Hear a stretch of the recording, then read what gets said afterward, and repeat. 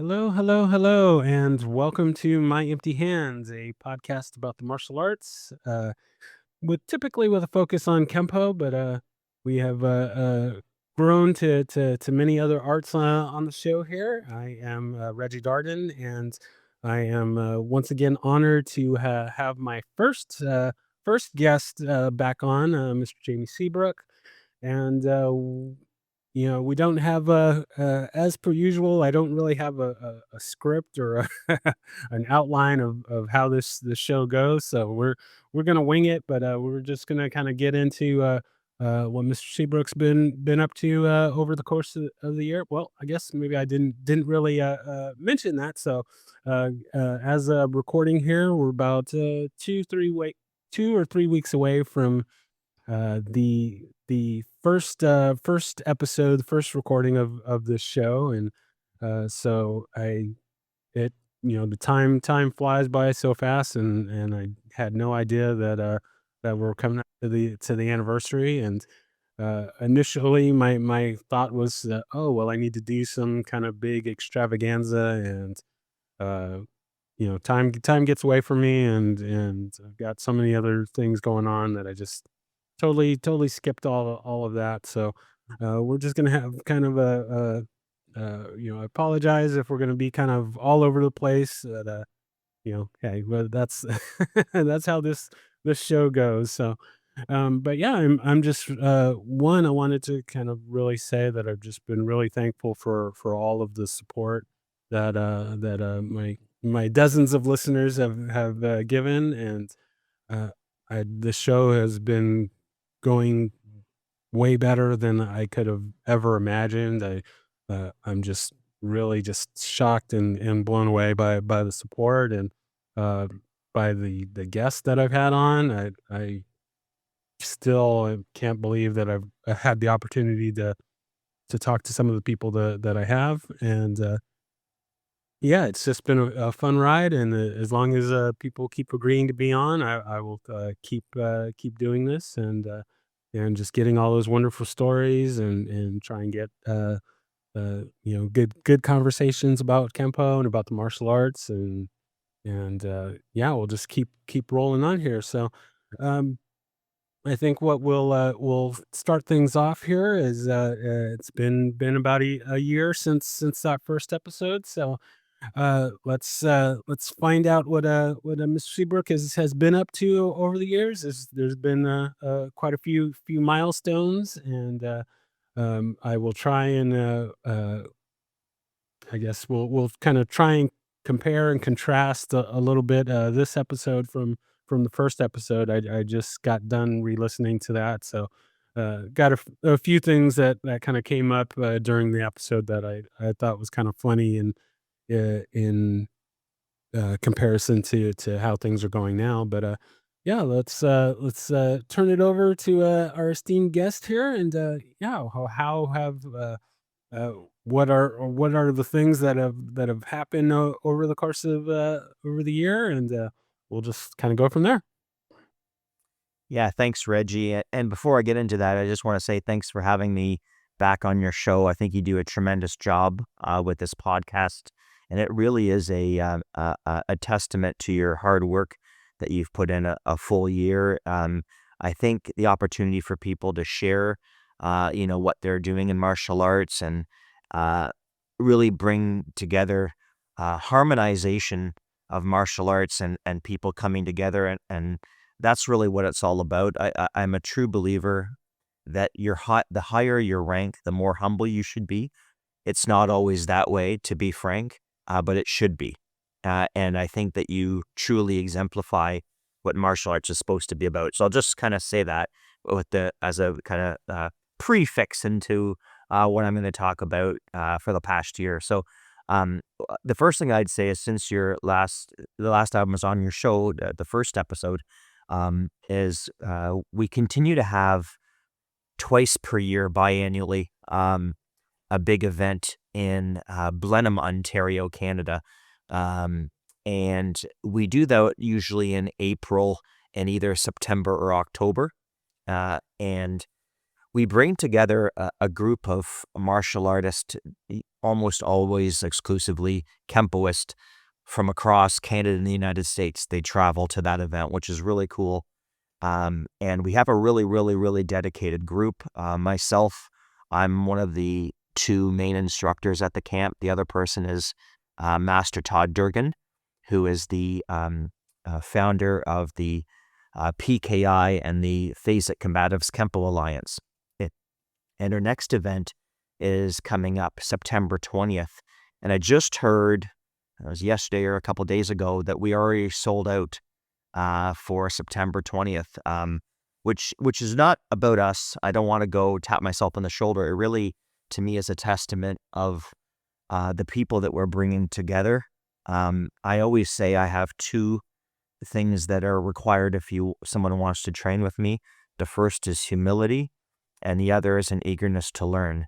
So if someone comes to me and they say, I'm already an expert in this, an expert in that, so I'm just trying to get a little bit of extra stuff, it's probably not the right, I'm probably not the right instructor for you. But if you're willing to kind of empty your cup, hence the empty hands, or get a bigger cup and be willing to learn, those are the people that I like to attract into Seabrook Martial Arts Academy. And I think we've done a good job at really producing an atmosphere where everyone is on board with that.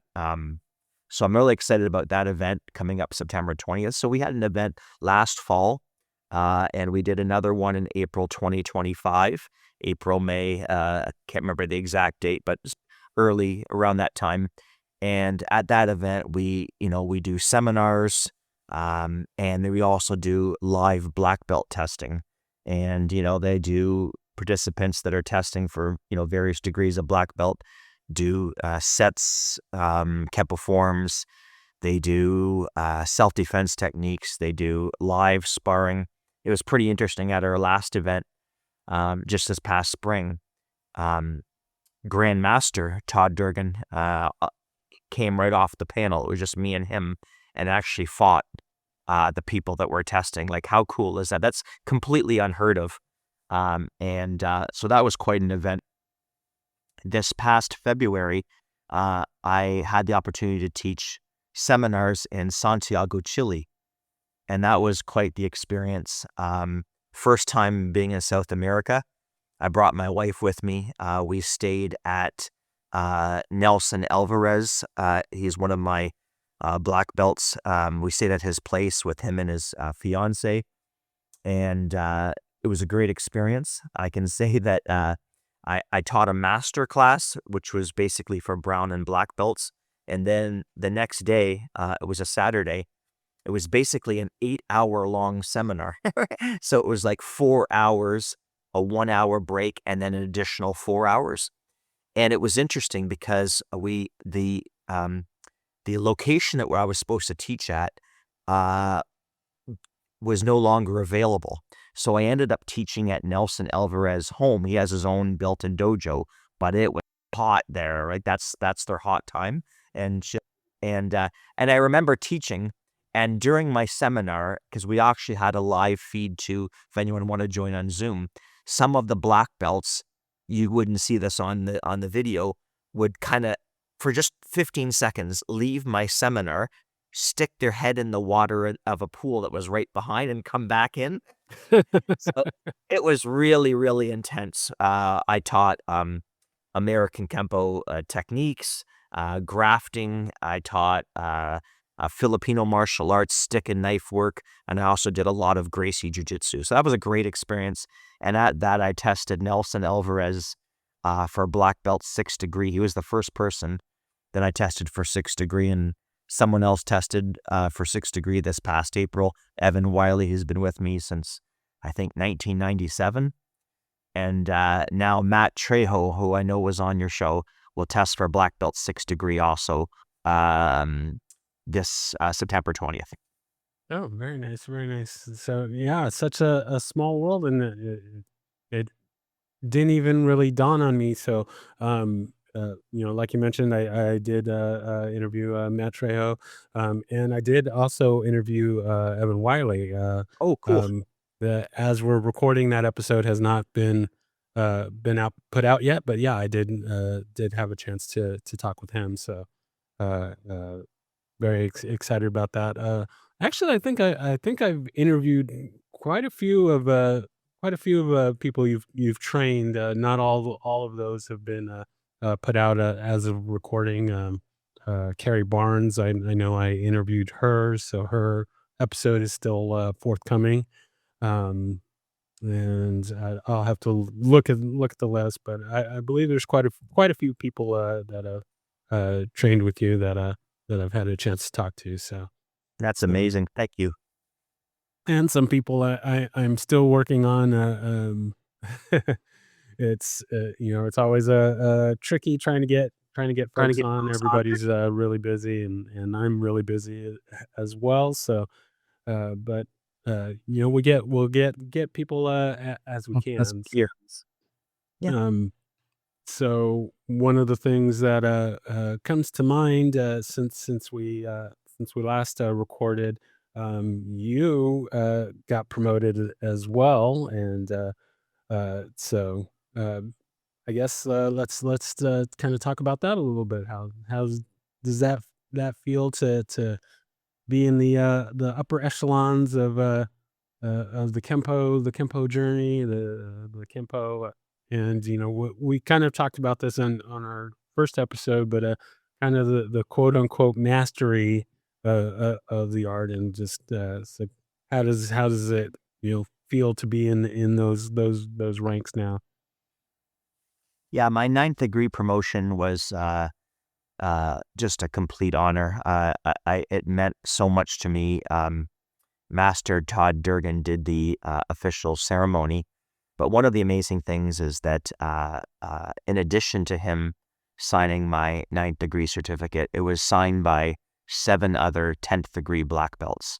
So, including the late Dennis Knatzer, and um, he Mr. Knatzer is someone who reached out to me frequently. Um, he would call me out of the blue and just want to talk about Kempo, and he wanted to pick my brain on what I knew and what I need to know more of.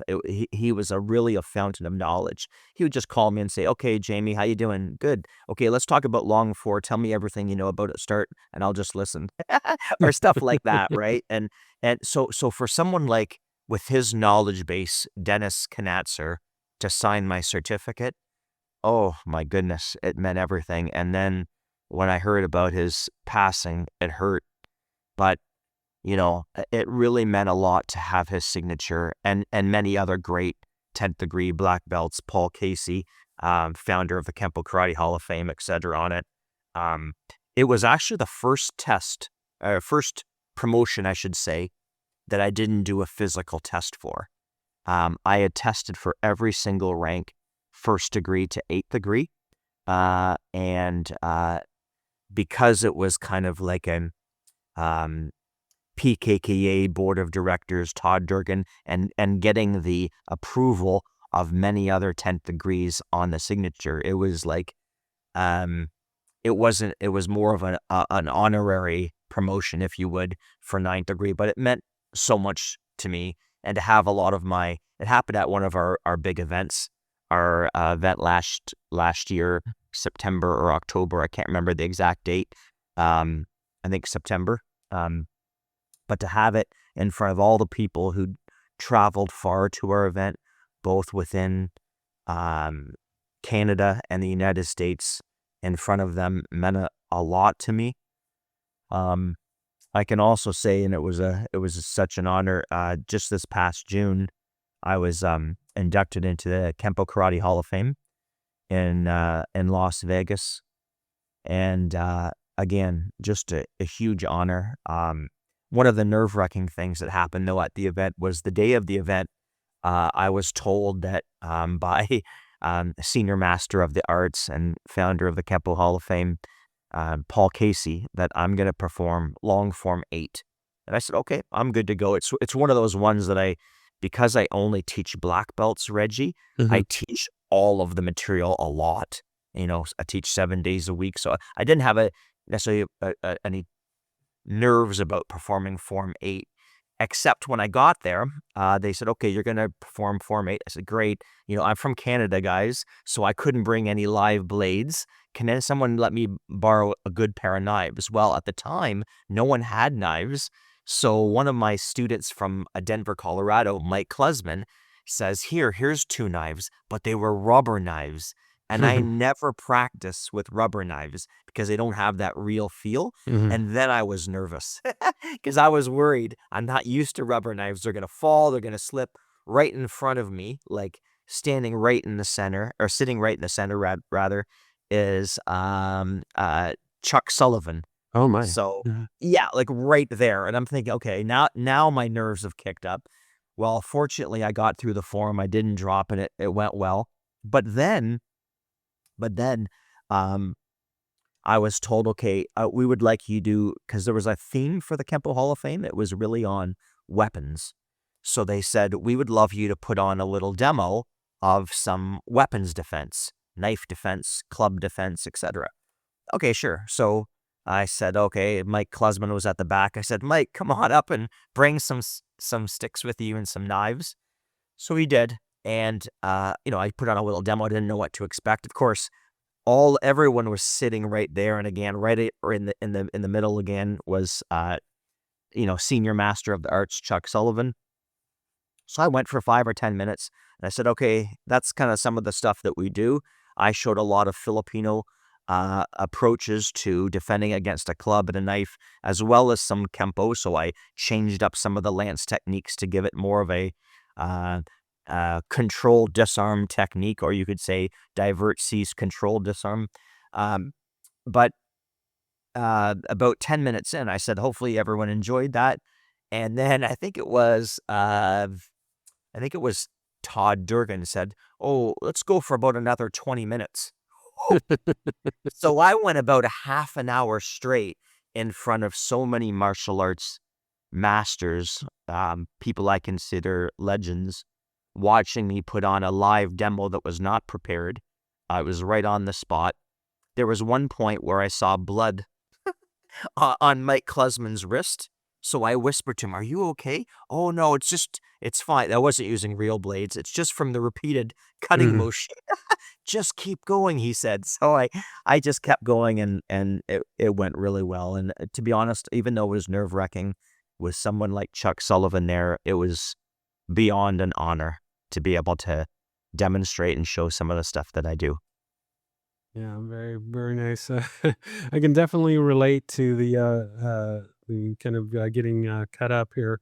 Actually, kind of jump over my shoulder here real quick.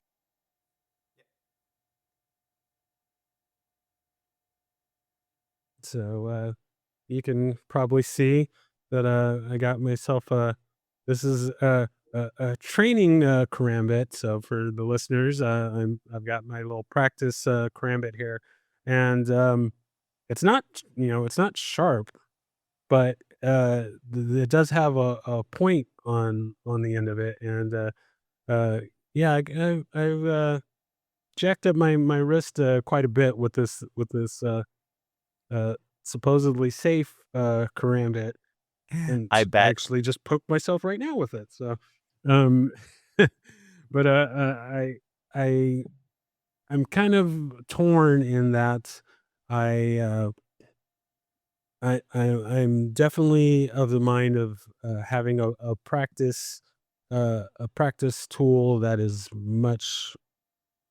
closer to the real thing than having like a rubber knife. And um I'm blanking on who I heard mention something um about having practice knives that are the same as the real knives, or the real ones that they carry, in that when you have the rubber knives, you're not afraid of defending against them, so you may not do your defense in quite the same aggressive way, or you kind of just, "Oh, well, I'm not really worried about it, so I'm not gonna defend as hard as I would in a real situation."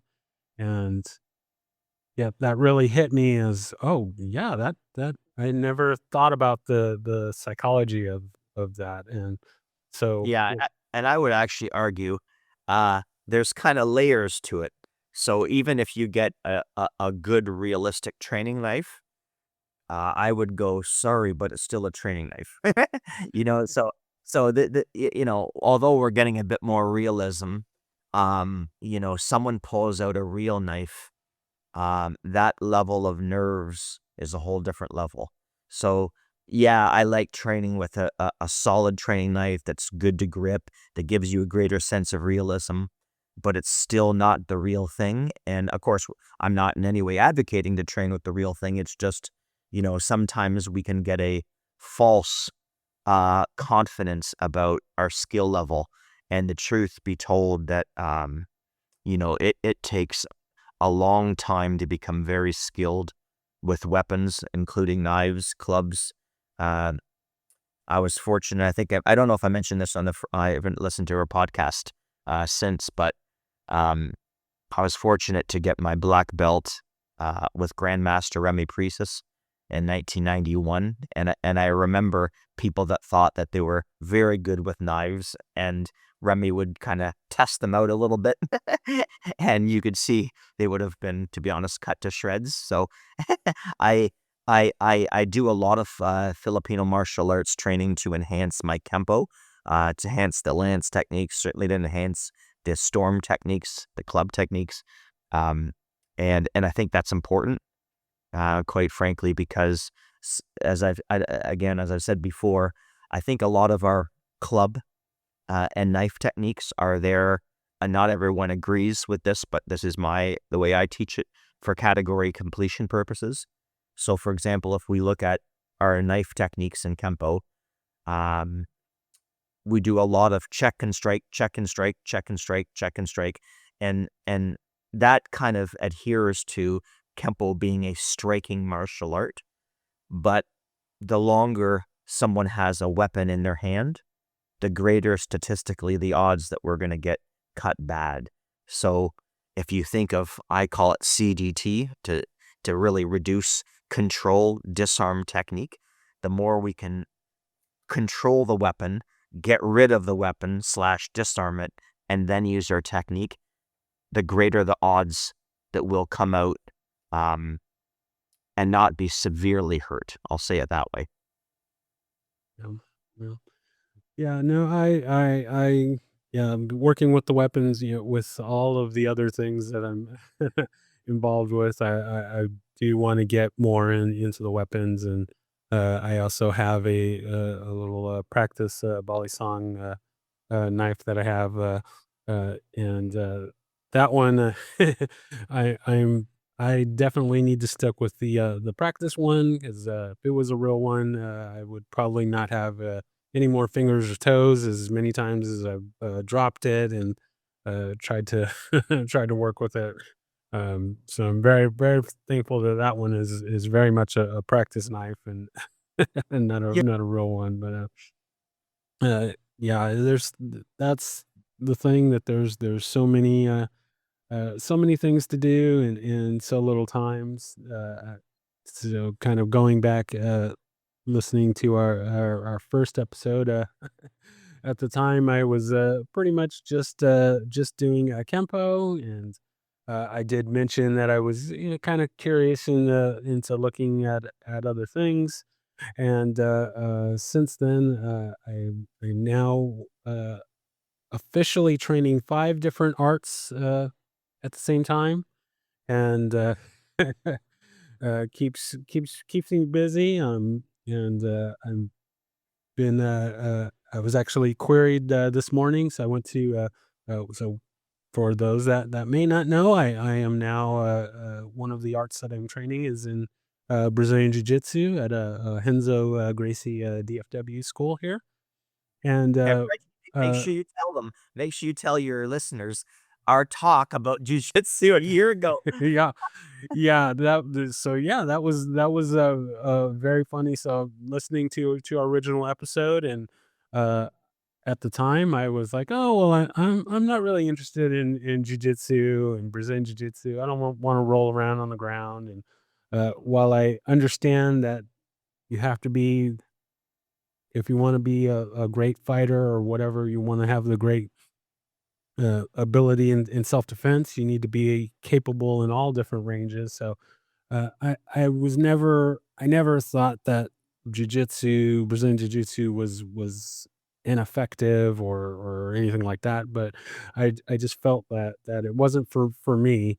Fast forward to December of last year when I signed up for the Brazilian jiu-jitsu class, and now I can't get enough. I'm actually feeling it as of this morning. I went to the 6 a.m. class, and uh, uh, it's quite a feeling to to get up at 6 in the morning to do jujitsu. I'm not gonna lie that it's definitely a struggle, but I'm enjoying it, and I'm so glad that I found this school and found this teacher, and it's been really fun.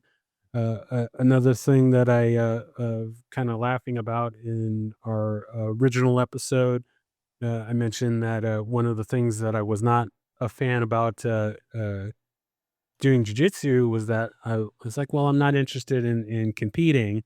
Fast forward to I will be doing my first Brazilian Jiu Jitsu competition on September 6th, and so just gearing up for that. I you know never would have imagined that would be doing some competing, but here we are. I'm doing jujitsu and competing, and enjoying every minute of it. So that's been fun.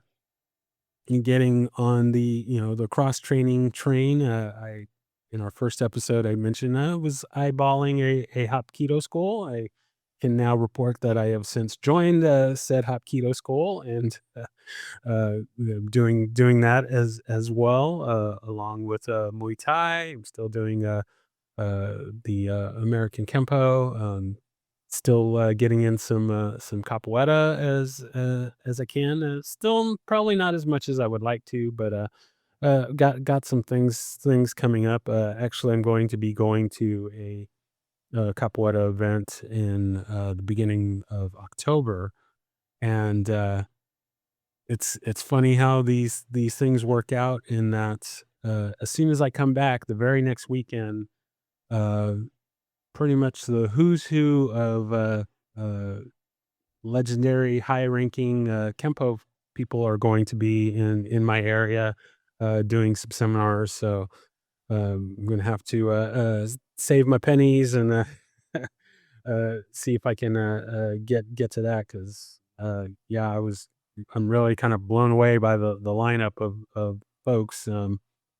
I should have had the list pulled up here, but I do know that Chuck Sullivan is one of the folks that's going to be there. So I'm really excited about that. Getting to uh, just get a little FaceTime, a little training time with the Kempo greats, Kempo legends is pretty exciting. So uh, definitely one of the things that I've been just overjoyed by doing this show is just getting to meet and talk to not only Kempo greats, but just all around martial art legends and adjacent. I will say that. Uh, I mean, I've said it probably on other episodes, but I mean the fact that gotten to talk to people like Ed Parker Jr. and Jeff Speakman, and which people that are and are still very influential in my martial arts journey. Um, but just the fact that everyone has been very, very approachable, and so I've been really thankful for that. Um, of course, getting to speak with Dennis Knatzer um, was huge, especially with his passing. I believe I was the last interview that he that was out with him. So and that almost didn't happen, but luckily I was persistent enough to keep bugging him.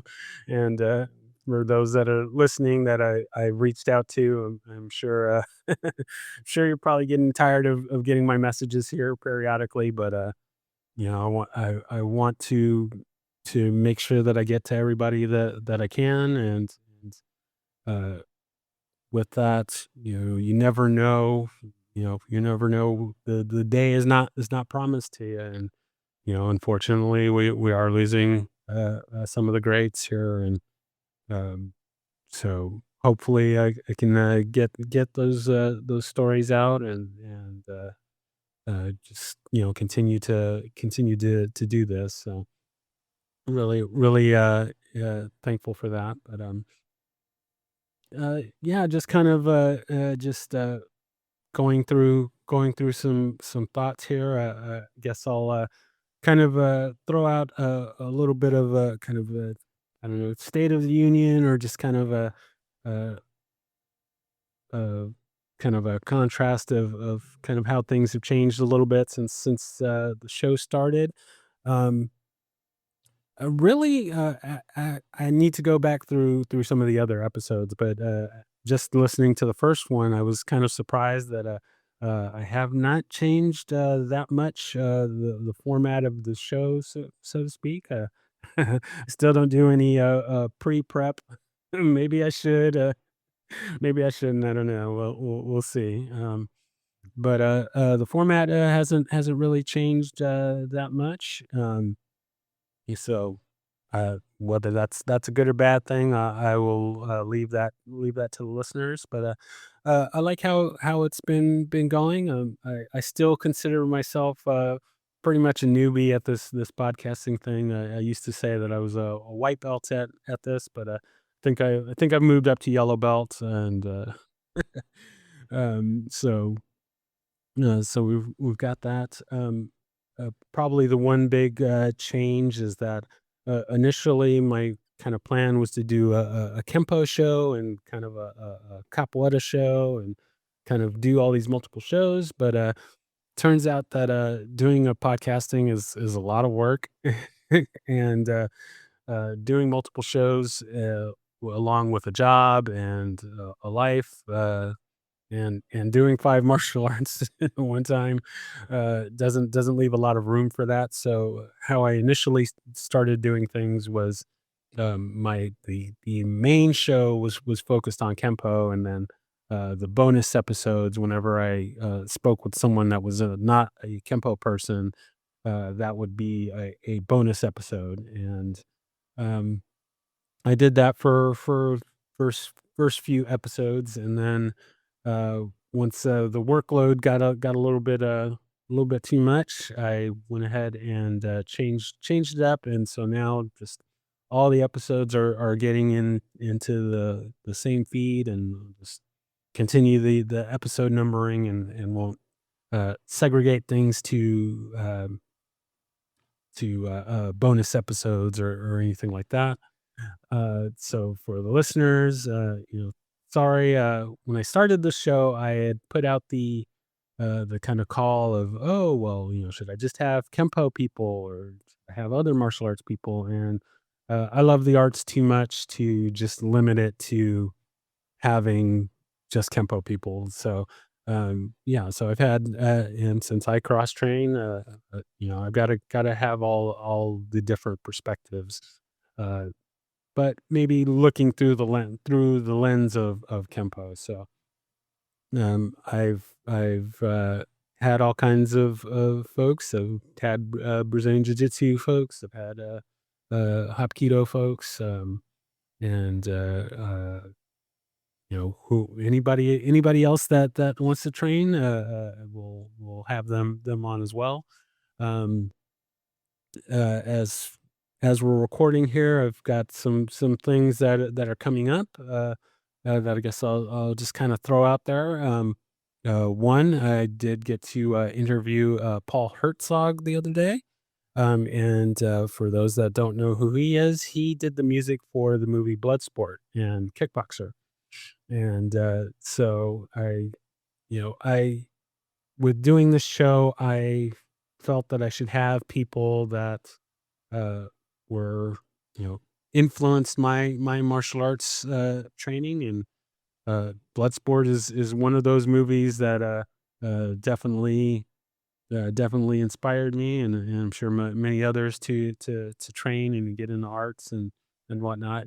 Say what you will about Van Damme and his acting and whatever else he's done. I mean, and we won't get into the whole Frank Dukes thing, but um, that movie definitely was inspirational in the martial arts journey. Uh, so it's good to have him on. I've got some folks in uh, that are related to the show WMAC Masters. For those that are familiar with that show, that was a show in the '90s that featured a number of very talented martial artists, and kind of a cheesy show, I guess, as far as uh, uh, artistic, artistic, quality, but, I think it was a very good show, get very good values. I know we've talked before about just kind of, how things are getting away from that martial way, that, a lot of the respect and grit and all those good Karate Kid type values have gone away with how MMA has grown and things like that. So I think we definitely need to get back to having more of these kind of wholesome shows uh, that perpetuate the values, the good values of martial arts training, and not just about beating each other up and that sort of thing. Uh, so got a number of guests coming soon for that, and working on just trying to get caught back up. Still got a number of episodes that I haven't released as of yet with some folks. So try and get those caught back up, and get get more great guests.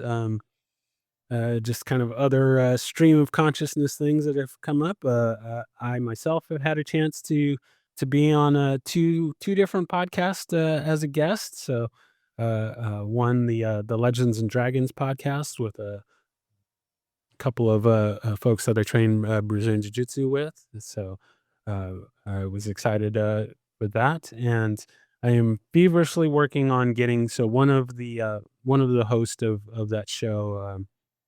A man by the name of Philip Bullock. Uh, Turns out when I started at the jiu-jitsu school, he's one of the professors at the jiu-jitsu school that I train at. Turns out that he is a Kempo guy, or was.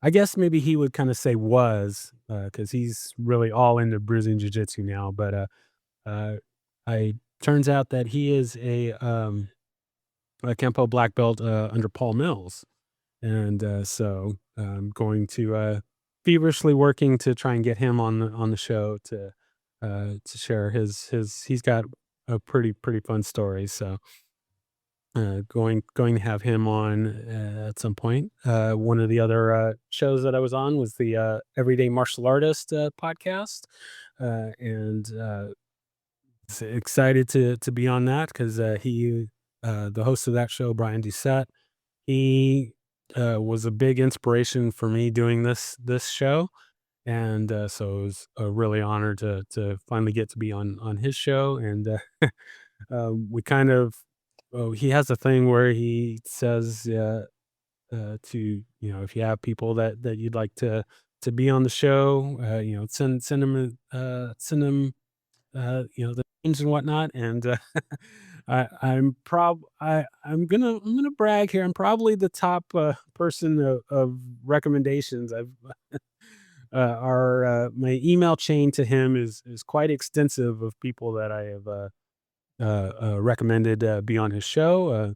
Which Mr. Seabrook is one of those, and that was a great episode. So um, glad that you had the opportunity to do that, and there's a number of other people that I've recommended that have been on the show, and so real excited about that. And yeah, I'm just really overjoyed at how the show's been going, and thank you so much to everyone that's been supporting and listening, and just keeping the good things going, keeping the growth of Kempo, and just all the great training. So been real excited about that. So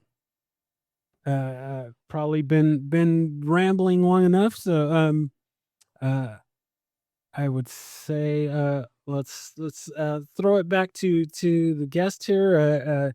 Yeah, is there anything maybe that's kind of floated around in your mind that maybe you want to bring up or? Well, this is always an interesting topic is cross training. And I have different perspectives on it. Like I think cross training is definitely a good thing, right? Um it's interesting though, Reggie, because you brought up cross training, and I was on one show. For now, I guess I won't say the show, where they said you shouldn't cross train.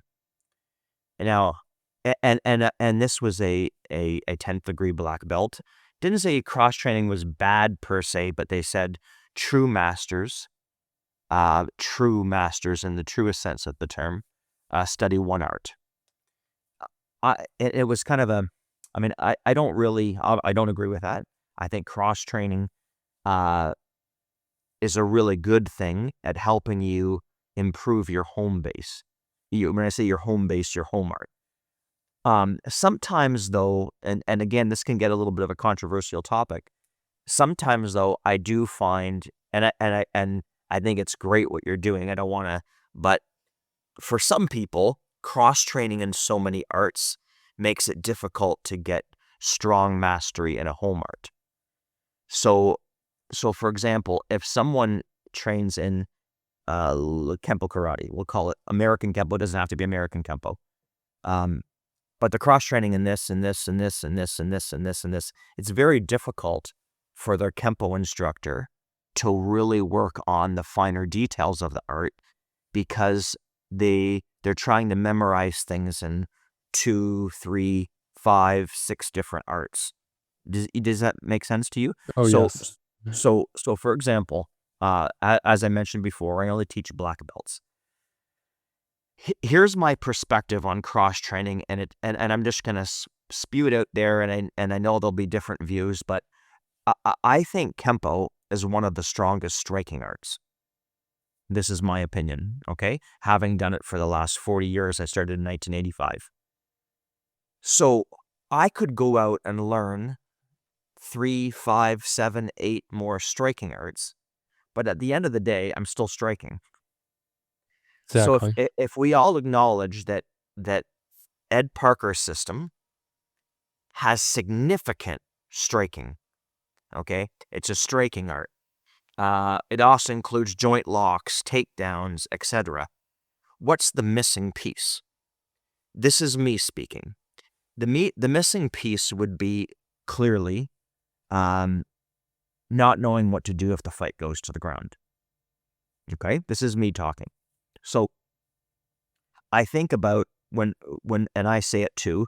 Kempo's taught in 3 phases: ideal, what if, formulation. Okay, so then we have our RAM techniques, which are for tackles. And we teach them an ideal phase and we say, what if this and what if that and what if this? But what's the missing what if? Someone's not trying to tackle you to hug you and give you a hug. They're trying to take you to the ground. Watch an NFL football game. They're shooting for the legs, and you go to the ground, it's on the ground. But yet, ironically, we talk about the what if, but we don't address the what if for any of the RAM techniques.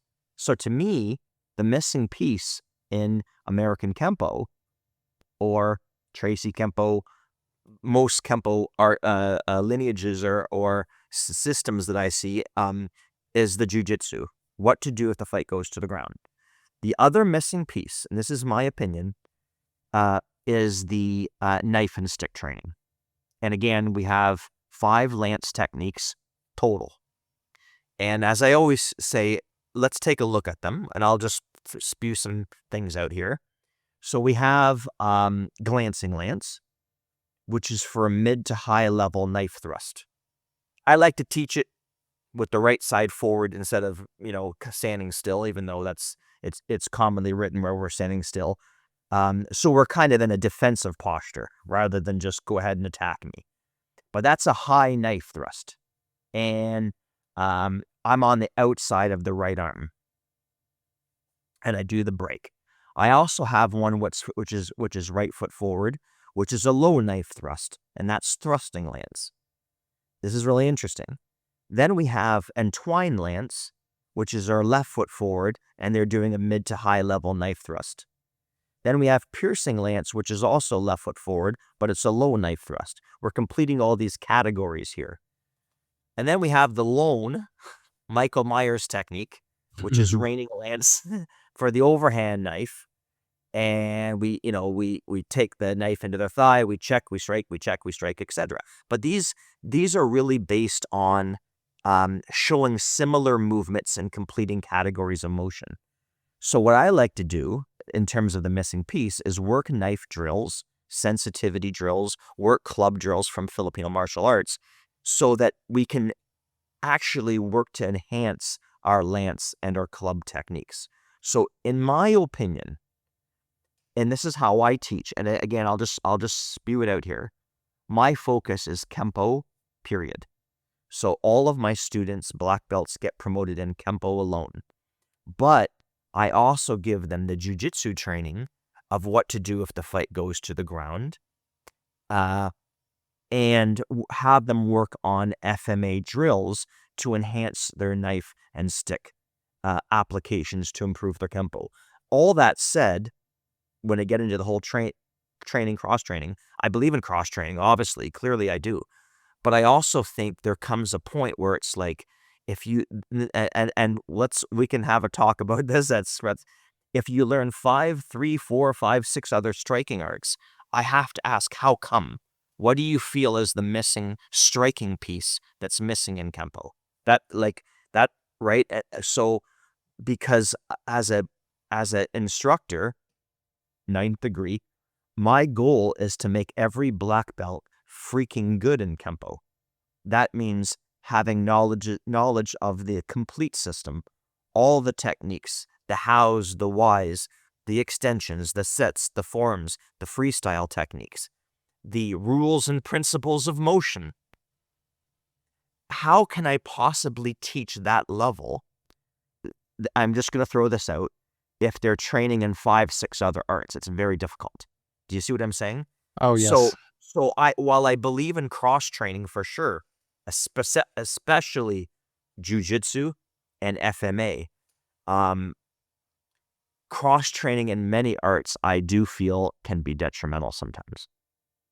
Yeah, no, I can totally agree and relate, and kind of kind of have to slap myself a little bit. So, I mean, obviously, I am very much for cross training, but in my own experience, very much what you said rings true, and that's uh, perfect example for me. So at this point in time, I am working towards testing for my my brown stripe. So um, I'm on the 16 technique curriculum, and uh, for our setup here, it's once you get to about halfway through the particular belt's material, then you test for a stripe before.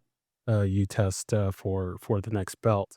And I kind of got myself in a little hot water with my instructor from time to time because because I'm doing so many arts.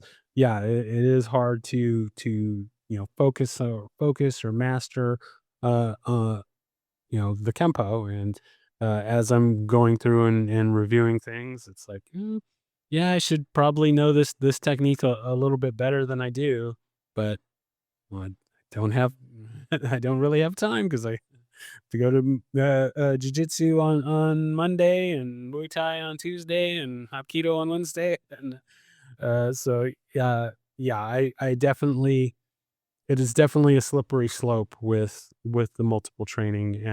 And there should definitely be a focus on the core art, and then applying the cross training with the other arts. um One of the things that you mentioned that I do think is a good question to ask, and something I've never really thought about is, yeah, if you're doing these multiple martial arts, why are you doing it? Like you said, if you're doing 5 different striking arts, it's like, why are is that? What pieces are missing from that? And so that's definitely something that I'm gonna have to take a look at. Uh, Yeah, and I never wanna come across as, uh don't take this the wrong way, but I'm a student of Kempo. So, yes, I'm a ninth degree, and I have black belts training with me from all across the US and in Chile and in Canada, but I'm a student of Kempo. And the more and more I teach Kempo, again, I run Seabrook Martial Arts Academy 7 days a week. We always have classes going on. I'm never not training. I don't wanna tap myself on the shoulder, but I can't remember how many years it's been since I missed a single day in training. Like, I take it really seriously. And the more and more I train and teach and people are eager to learn of all different ranks, the more I'm impressed with Ed Parker. That system is really freaking complete, with the exception of the ground. And this is where in January 2012, I made a decision. Um, that is an area that I'm deficient. And again, here comes another controversial statement, but hey, maybe it'll add ratings to your show a little bit. Is is can you be truly be a martial arts master if you believe the word martial arts? Here comes a big one. So when you look up the word martial on Google, or today it's Chat GPT, it's like warlike, militaristic like. Yeah, that's a big statement. Okay, and this is why for me, I care about street self-defense. Self-defense is my priority. But if you look up the word martial and we're say, I've never had someone come to my school, Reggie, that says, hi, I heard of you, Mr. Seabrook, can you teach me to go win in the next tournament? They always come saying, I want to learn how to defend myself. So all that to say, um, you know, wh- the missing component I felt was jujitsu, and what I've done in terms of the self defense is go, okay, that is an area that I was deficient in, and here's the big question I was getting to: can you truly be a martial arts master if you believe that the word martial means warlike and fighting like, militaristic like, but have very little to nothing, to no idea what to do if the fight goes to the ground? I mean, and I've heard people speak, the fight never goes to the ground. Well, okay, there's some data that suggests that that's incorrect, but um, fights may go to the ground if the person's bigger, stronger, heavier than you. And as I always said, you say, okay, well, I'll just chop their throat or poke them in the eye or grab their groin. My goodness, if you couldn't do that stand up, what makes you think you're going to do that when the fight goes to the ground? And um, I started Gracie Jiu Jitsu. I believe I was a 6th degree in American Kempo at the time.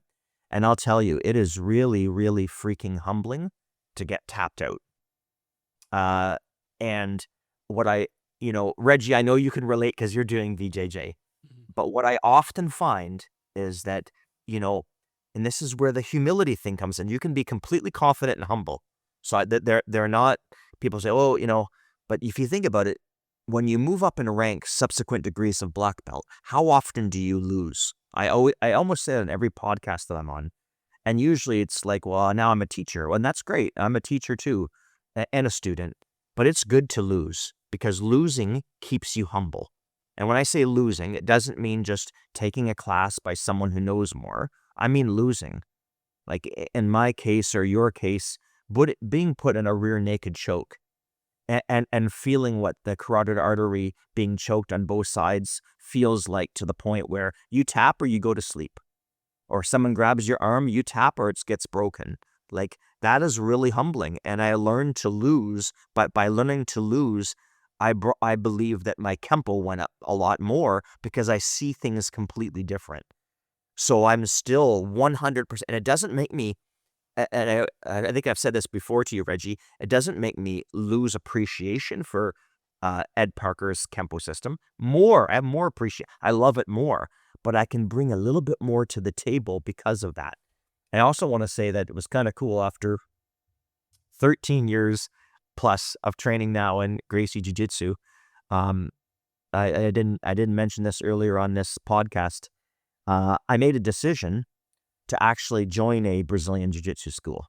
So Matt Trejo and I were doing the Gracie University curriculum and going to a lot of seminars, etc. With the Gracie family. We got promoted by Henner Hiron Gracie. Horian Gracie signed our blue belt and our blue stripe 1, 2, I think it was, certificates. Co-founder of UFC. But a close friend of mine, Kiyoshi Simon Sherborne, who I used to compete with in the 1980s and 1990s, is a black belt in Brazilian Jiu-Jitsu. School is close to mine. I went there, and I've been training there in person a couple days a week since last October, and I got promoted to Stripe 4 Blue in May of this year. And it was quite an honor because at that event, he brought in Mozzie Haydary, who is from Chapel Hill, North Carolina. And it really cool, the first Hoist Gracie black belt in the entire state of North Carolina. He got up to his, I believe, third or fourth degree under Hoist Gracie, and he was right there when I had to roll, etc., and when I got promoted, which is really, really, really cool too. Hope to get maybe purple belt maybe this year. The school that I'm at is basically, when you know the curriculum to purple, you pretty much know it all to black belt, but it's greater mastery of the moves. There's a lot of moves, all the different positions, including the standing.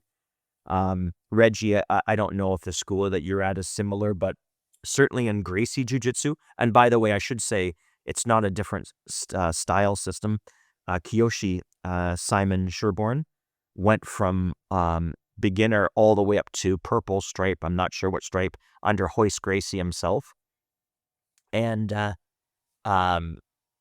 but what I was going to say is in Gracie Jiu-Jitsu, we have so many standing techniques.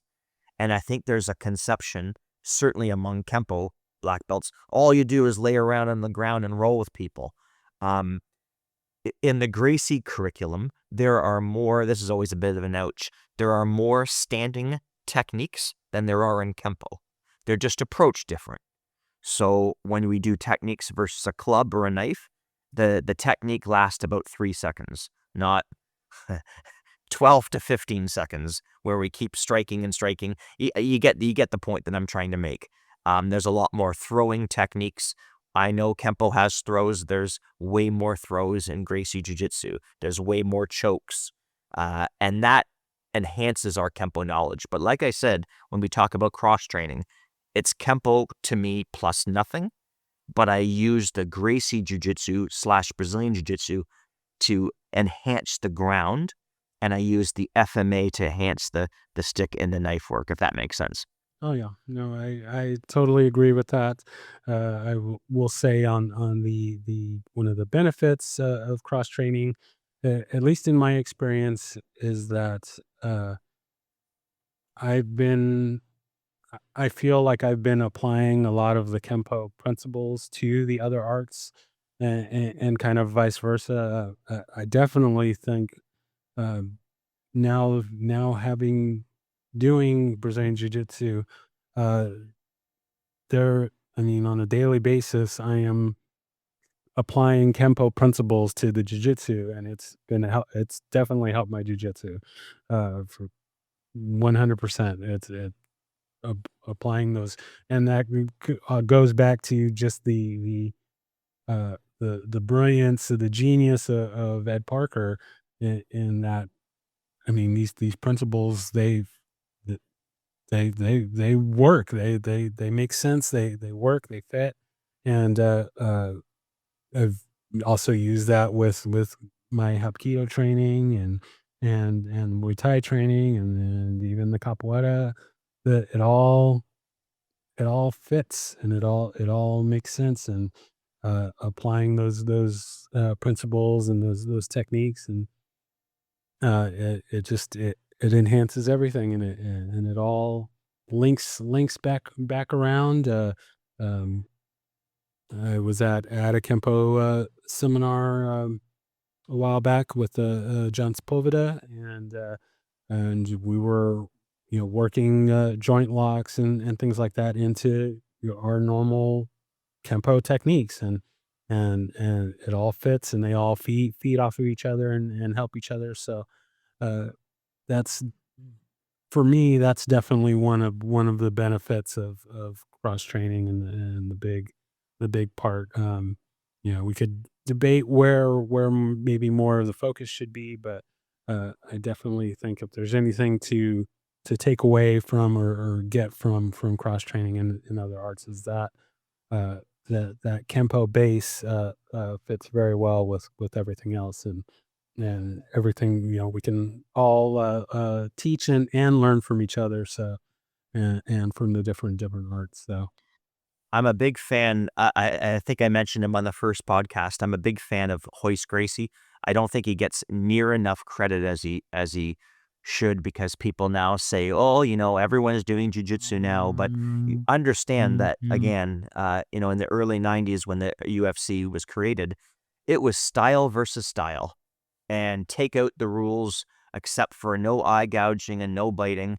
And all of the strikers were convinced they were going to win. I've heard everything from the Gracie conspiracy. Yeah, yeah, yeah. Look, I watched those fights. They had an opportunity to win and they couldn't get it done. Like that's but that said, I heard Hoyce one time say, if there was three things that you would say defines a top martial artist, what would you say? And I just think it's so brilliant. He makes things so ridiculously simple, and I couldn't agree more. He says in this order: one, knowledge. You must know what you're doing. So at the end of the day, if you don't have knowledge in martial arts, that you're in trouble. Knowledge. Number two is one that we don't talk a whole lot about. He said endurance.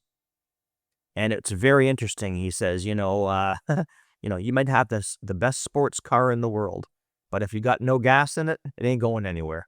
So when I think about endurance, I think about, and I'm sure Reggie, you experience it. Maybe you experience it today at 6 a.m. Is when you roll.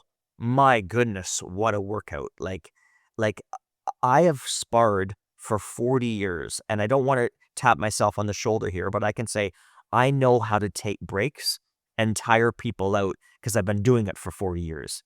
But my goodness, when you have someone 30, 40, 50, 60 pounds heavier on you, laying on top of you in a side mount, and you have to make a decision to escape or chill, man, that is pressure. So at the school that we do, we usually do 5 consecutive rolls, and he has a system built up where you hear beep, beep, beep, beep, beep, beep. And my goodness, that beep couldn't come earlier.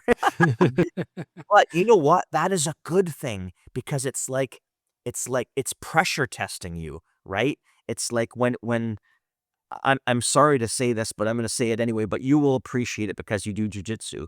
When we do sparring from a standing position, and then you and I, Reggie, get too close, stop, break. There's no break.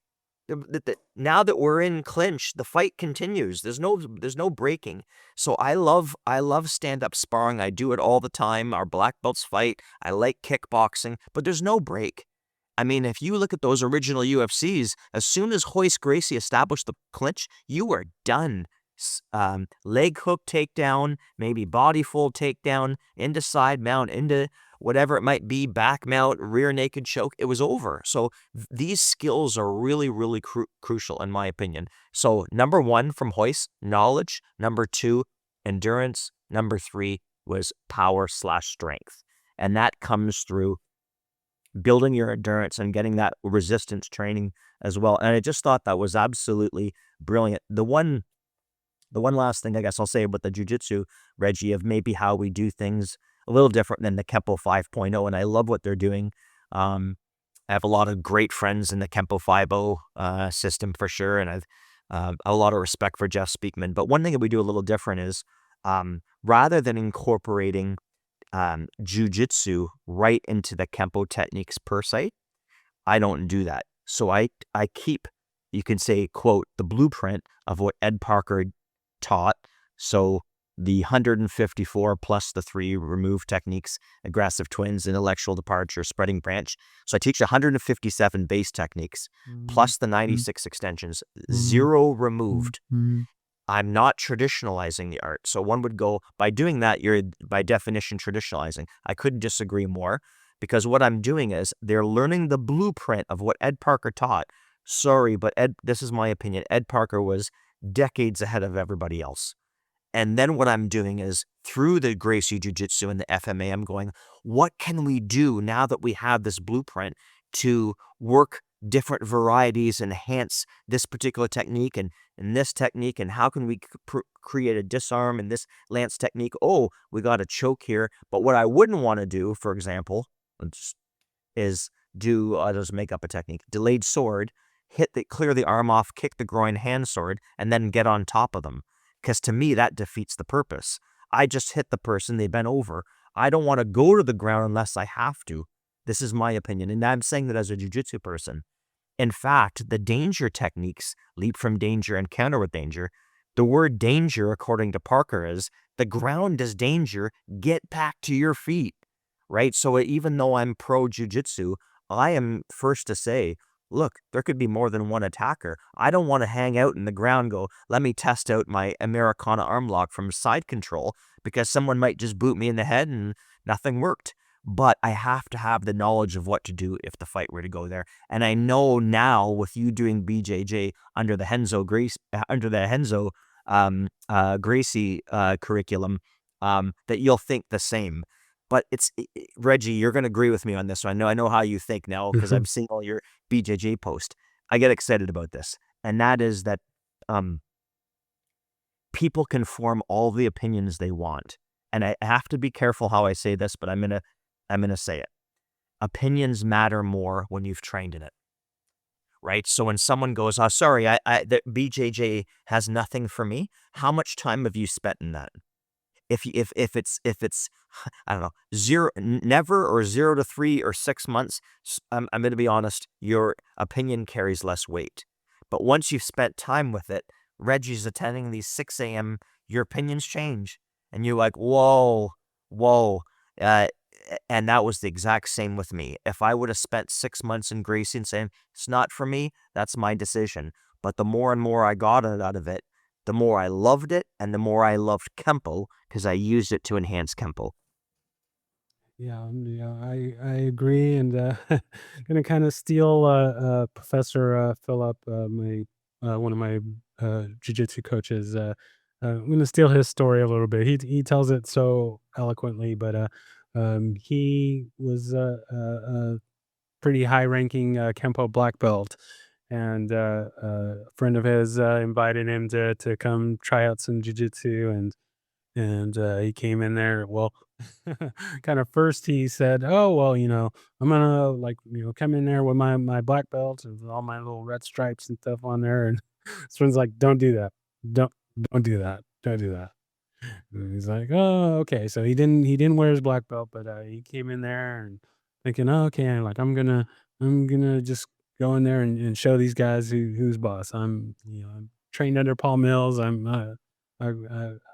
got the goods." And he got into the school, and a young man proceeded to tie him up in tie him up in many a knots, and he thought, "Oh well, okay, you got lucky. You got lucky. I'm just warming up. The Let's go again." And the one guy, I don't know if you've ever interviewed him, but if you haven't, I think you should try to get him on your show. Uh, and if you have, maybe bring him back. I have trained with most of the seniors, but one person I've never been on the floor with, but I am so impressed with him, Kempo and Jujitsu, and he's a really doggone good guy, Muhammad Tabatabai. Um, yes, yes, he working on trying to get him on. Yes. Yeah, you know what? You know what? Mohammed was one of the few, of course, it was him, Jody Sasaki, Larry Tatum, and Steve Spry. Those were the main four back in the 80s that had Hmm. the VHS tapes, which are now Yeah, the long, I Panther think, on the production. Oh yeah, oh yeah. yeah, No but more. I'll tell you, his Kempo is really good. He makes I love his instruction, and I can tell you, having now trained since January 2012 in jiu-jitsu, man, his jiu-jitsu is good. And I've reached, one of the only guys I've never been on the floor with. We've done a couple, messenger, just a good guy and someone I hope to meet in the future. He's a fountain of knowledge and high, high, high skill. He's someone that I definitely is on my bucket list to meet sometime. I like him a lot. I agree. Same. So to just kind of jump back to Professor Phillips' story here. So this young guy ties him up quite a few times, and uh, humbles the good professor a bit, and he's, okay, well, all right, then maybe there's something to this jujitsu thing, but he he says that he's heading out of the academy, and it's like, oh, that was pretty good, like, how long have you been training? And this young guy was like, oh, like about 3 months. And Professor Phillip, had been doing Kempo for 15 years or something like that at the time, I believe. And it's like, okay, well, this little kid with 3 months of jujitsu just uh, embarrassed Philip quite a bit. He says that he went out to his car and he was just sitting in his car crying and just he's like, oh, like what have I been doing with my life all this time? But yeah, he uh, switched over. He's like, if this kid with 3 months can do this to me, then I definitely need to learn this. And he's been doing the jujitsu ever since, and he's rocking it. I can actually had my first roll with him last week, and ooh, yeah, there's a reason why he's a black belt. That's that's for sure. That's for sure. But That's yeah, awesome. it's good But times. but again, I would go, Reggie, and I know you would agree too, is that, um, but there's where the striking arts also do come in. So, okay, here we go. I'll say this: you only train BJJ. I would go, sorry, but real fights don't start where we put our hands up. We're trying to get our hands on each other. People want to punch the head. They want to kick the groin. So that level of training is also very, very, very important. And when you look at the evolution of, say, mixed martial arts, that's why you see now one style can't do it. So if you jump into the UFC, I'll give you an example. Kron Gracie, I think that's how you pronounce his name. Hickson Gracie's son. He hasn't done the best because he lacks in the striking. Hoist Gracie did phenomenal, but you got to understand the people that he was fighting. I know there was Ken Shamrock and whatnot, but um, a lot of them weren't versed in both striking and ground. So now, to be, in my opinion, to be a complete martial artist, you need both components. So I know too that, if I was to roll someone, we were to bring our hands up like this and trying to, you know, get that position where we get the collar grab and we get the wrist grab, etc. Fights aren't going to start that way. Someone's going to try to hit you, and even why I'm a little bit, I'll be a little critical now of BJJ. If the focus is purely sport, so someone's in my guard, and I have various ways I can tap them. I can do a kimura, as a triangle choke, triple threat, all that kind of stuff. It's great. But in reality, if I was ever in that position on the street, the person's going to try to punch me in the face. So this is a bit of an ouch, but Henner Gracie, who I got my blue stripe 1, blue stripe 2. He's brought people into the UFC. He said at one of the seminars I attended, if you're at a BJJ school and the word punch is not mentioned in an hour class, if you want to learn self-defense, run for the door, because the focus is exclusively sport. So that way of thinking, shoot, I'm in the guard, I'm already thinking punch protection, headbutt, right? That's the reality. So I think that's where that intermixing of jujitsu with Kempo makes it so united and strong. And that's my way of thinking for that. So, sometimes, sure, if I let's say I didn't know any jujitsu at all and I was back as a 6th degree, right? In 2012 when I started jujitsu. If the rule mindset is, here, I'm going to try to roll and play with your rules, of course I will lose. But am I allowed to punch? Am I allowed to jab? Am I allowed to cross? Like, jujitsu people who are only jujitsu are not used to getting hit by strikes either. So I think that combo evens the odds a bit. I agree. Well said. Well said. All right. Well, so we're going to move to wrapping up here. So in our first episode, you didn't get to do this part, so now you get to do this part, and we're gonna move to shameless self promotion. So you can go ahead and plug anything you'd like, or if there's anything else that we didn't cover that you wanted to mention. Let's go ahead and get that out there. You have the floor, and then we'll close out from there. The only thing I would say is that, I'll do a motivational thing and just put one thing out there, and that is, I have a Seabrook Martial Arts Academy YouTube channel. We have almost 4,000 subscribers net right now, which is pretty amazing. I give everything completely free content, and I do that not to go look at me, but to help people stay motivated. I have so many people I've never met, of course, all across the world, and virtually every country out there. There's sometimes I have to do English detection into language because I don't yet know what language it is, saying that, they'll use my videos to, improve their form, improve their techniques, to get a better understanding of the system. And I just want to really encourage everybody. Martial arts, in my opinion, is one of the best things for physical and mental health. Mental health is at an all-time struggle right now for all kinds of reasons, myriad of factors, which is a whole nother podcast. Mm-hmm. Everybody at some point struggles with mental health. And mental health and physical health are very interconnected. We need activity.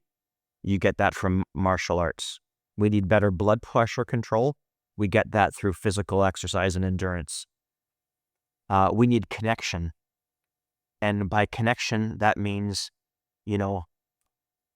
Reggie, you and I getting together, or whomever you're with, and connecting with real live people, not just on our phones. Martial arts is second to none for connection. Activity, blood pressure control, connection, diet. They're all interconnected. When we exercise more and we take our training more seriously, we make better choices with respect to our diet. And the last is sleep. All of these are interconnected. When we exercise more, when we eat healthier, when we connect with people, when we get our blood pressure under control, our sleep patterns, all of this is related to brain health. And I don't want to put on my epidemiologist lens here, but you know what? Brain health is really crucial in an information society, knowledge society like we have now. So um, my YouTube channel, and the other thing I would just say in closing would be, if anyone is interested in having me come teach a seminar, I know sometimes fees can be astronomical and it kind of becomes a deterrent. That's not how I do things. I just like to share, connect with people. I've been fortunate to teach all across Canada, the United States, and most recently Chile. And I'd love to get to know a lot of you. A lot of people have reached out. I'm always available, and you can connect with me. And Reggie, for the bottom of my heart, thanks a lot for this show. It's a huge service. I know you do it because you love it, but it's also a huge service. And you do a really phenomenal job, and I really mean this, Reggie, at connecting people.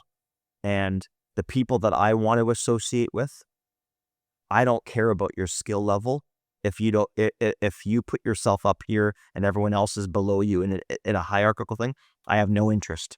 But if I have interest in connecting with people who are like-minded, that want to share, that don't put themselves on a pedestal, and that bring the humility and connection that you bring out of your show. So that's how I'll close it. And a thank you to you, not to me. Wow, that's thank you so much. Like I always mention, or I always say that I'm just so thankful that for folks like you that one agree to be on, two that are just out here to share your knowledge, share your experience, and share your journey, so that we can connect and grow this art. And um I'm just and connect with each other. The pandemic really did a number on society and people's minds and people's emotions and things like that. And uh, yeah, we really need an outlet to be able to kind of to help heal all of that damage that was done over the whole COVID thing. So um, yeah, I'm just I can't thank you enough for taking the chance to be my first guest. And I'm just really thankful for your support and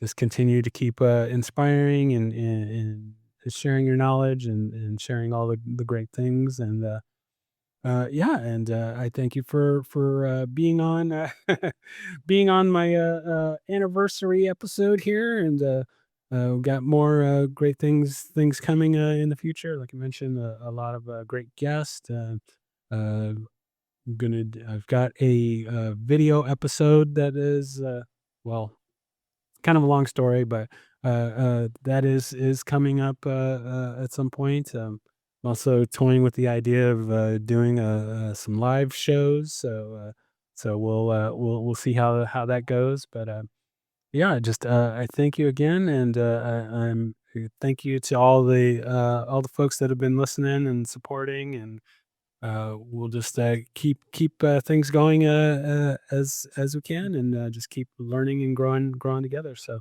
thank you so much, and we will close out for today. Thanks, Reggie. Respect.